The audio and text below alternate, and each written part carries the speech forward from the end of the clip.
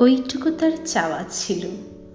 এক চিলতির তাওয়া, শিউলি শরৎ, ছটফটে মেঘ, সারা আকাশ ছাওয়া, যেদিকেও থমকে যাওয়া প্রাণের কদম জল, ঘর পেরিয়ে থাল ভরা মাঠ, সবুজ নীলার দল।